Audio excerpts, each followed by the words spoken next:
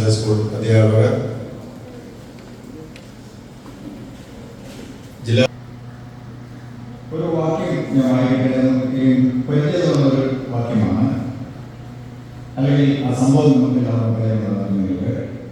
വിശുദ്ധ ലൂക്കോസിന്റെ സുവിശേഷം 2-ാം 42 അവർ പതിവ് പോലെ പെരുന്നാളിന്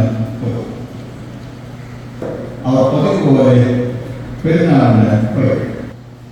യേശു 12 വയസ്സുള്ള നിങ്ങളുടെയൊക്കെ പ്രായമാണ്, നിങ്ങളുടെ ഈ പ്രായമുള്ള സമയത്ത് പതിവ് പോലെ, അതായത് അതിന് മുമ്പ് യേശു ചെയ്തിരുന്നു പെരുന്നാളിൽ പങ്കെടുക്കാൻ പോയിരുന്നു എന്നാണ്. അവിടെ പോയി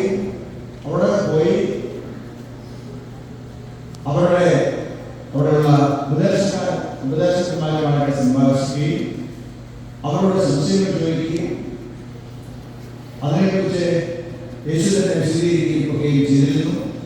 അതിനെക്കുറിച്ച് അവിടെ രേഖപ്പെടുത്തിയിരിക്കുന്ന യേശുവിന്റെ ഈ അറിവിൽ, ജ്ഞാനത്തിൽ അവർക്ക് അത്ഭുതം തോന്നി എന്നും അവിടെ പറഞ്ഞിട്ടുണ്ട്. ഒന്നുമല്ല, ദൈവത്തിൻ്റെ വചനങ്ങൾക്ക് പ്രമാണങ്ങൾക്കനുസരിച്ച് ആ കാലത്തുള്ള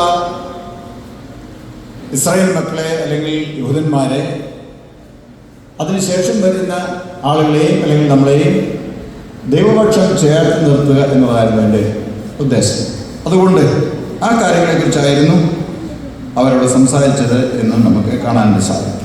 ഞാൻ പറഞ്ഞു വരുന്നത്, ഈ വർഷത്തെ നമ്മുടെ ചിന്താവിഷയം ഒരുമിച്ച് മുട്ടുകുത്താം, ഒരുമിച്ച് വളരാം. ഒരു ചോദ്യം ചോദിക്കട്ടെ. നിങ്ങളുടെ വീട്ടിൽ സന്ധ്യാസമയങ്ങളിൽ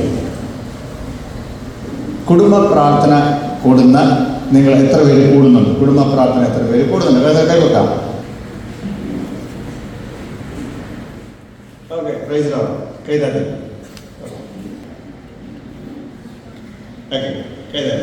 നിങ്ങളുടെ വീട്ടുകളിൽ ഇങ്ങനെ കുടുംബ പ്രാർത്ഥന, വൈകുന്നേരം പ്രാർത്ഥന ഇല്ല എന്നുള്ള അങ്ങനെയുള്ള വീടുകളുണ്ടെങ്കിൽ കേൾക്കാം. ഞാൻ പറഞ്ഞു വരുന്നത്, യേശുവിൻ്റെ മാതൃക നമ്മൾ എന്ത് ചെയ്യണം? പിന്തുടരണം എന്ന് പറയാൻ വേണ്ടിയാണ് ഞാനത് പറഞ്ഞത്. നമ്മുടെ വീടുകളിൽ കുടുംബ പ്രാർത്ഥനകൾ ഉണ്ടായിരിക്കണം.